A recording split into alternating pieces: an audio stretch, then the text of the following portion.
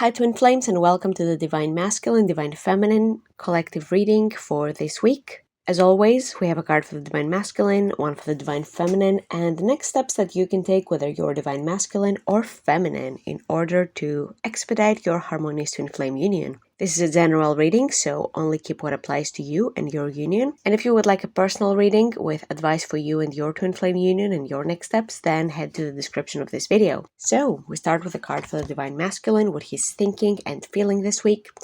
And we have it is safe for you to love. Open your heart to give and receive the highest energy of all. So, love is indeed the highest energy of all. And the Divine Masculine this week, he is learning how to relax into that, to trust that it is safe for him to receive love. A lot of times we might feel that it is not safe to receive love because love used to come with strings attached, right? A person is being nice to you, but it's because they want something in return. A lot of us have experienced that, and that's the old ego paradigm way of doing relationships. And I'm not talking just about romantic relationships here, it could be even in friendships. People giving love because they want something in return, they want a favor or something like that from you. So a lot of us have grown up in that, and we really don't trust somebody giving us love because we feel like it always comes with a price.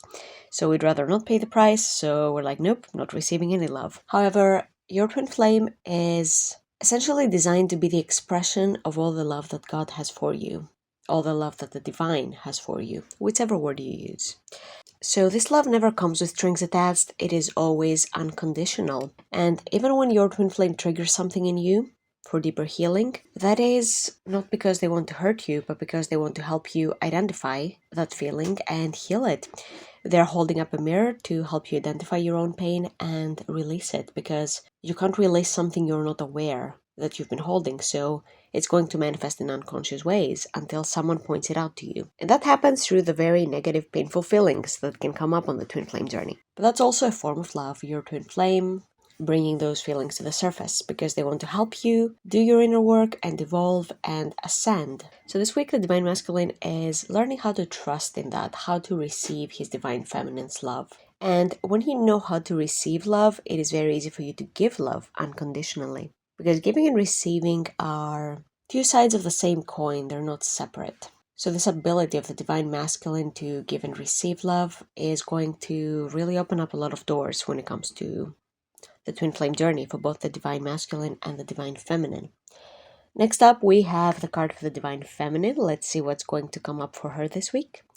And we have you deserve love. You are lovable. So this is actually very much related to the Divine Masculine's card, because the Divine Masculine is not receiving love because he feels like it comes with strings attached. So we have a wall put up. And the same is true for the Divine Feminine. We have a wall put up because she doesn't feel like she deserves love. So essentially it's the same thing, but different aspects of it, that both the Divine Masculine and the Divine Feminine are working on healing as one, and that is such a beautiful proof of the oneness that exists with twin flames. And what makes the twin flame connection so special and so beautiful? So this week, Divine Feminine, it's very important to understand that you deserve love, you deserve good things, you are valuable, you are worthy, and do not limit yourself just to your twin flame's love. You are worthy of receiving all the love that the world has to offer you, whether that's in your home life, your family life, your friendships, your work environment. You deserve to be appreciated, you deserve to feel valued and loved. So that is extremely important to really see yourself as someone who deserves love, and also forgiveness is very important here for many of you, because I feel like many of you feel like you made mistakes in the past and therefore you need to be punished for that. And that's not of love, of God, of the divine. It's not the divine way of doing things. It's okay to make mistakes. That's how we learn. And the ascension journey will look messy. It doesn't look that glamorous. And that's okay. It doesn't have to, because it's perfect for you and the lessons you're learning, and it's divine and you're divinely protected.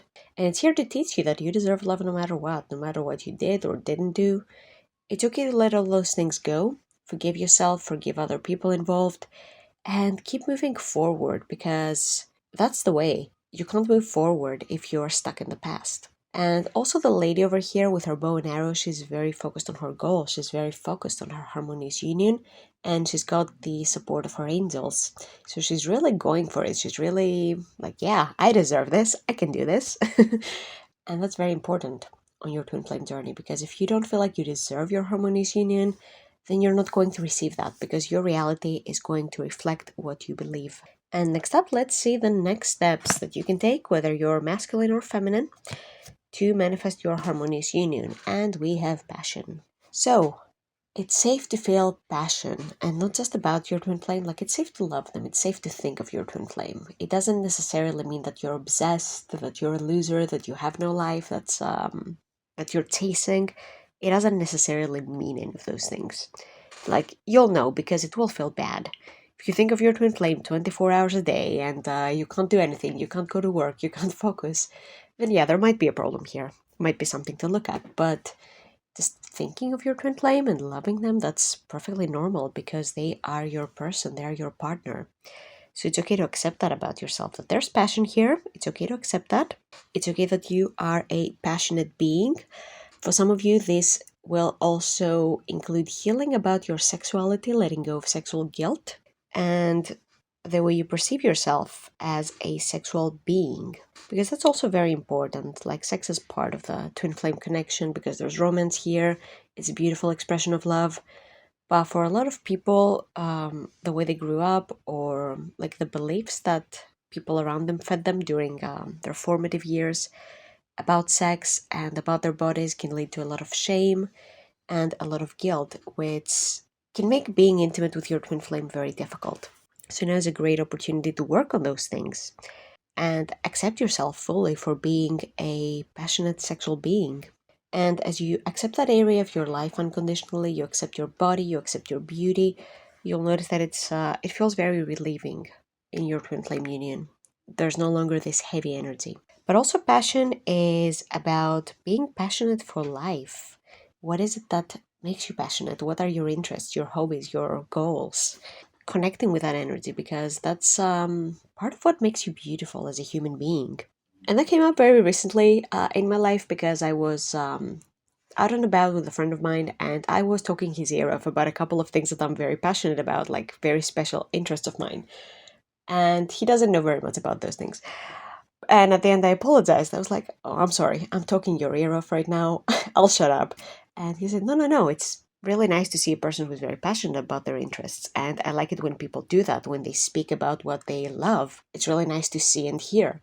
And I thought about that, actually. And he was right. It's really nice to see people being so passionate about what they're talking about, and like really living and breathing the topic that they are speaking of. And that's a beautiful energy. It also makes you very attractive to your twin flame, because you are perfect complements.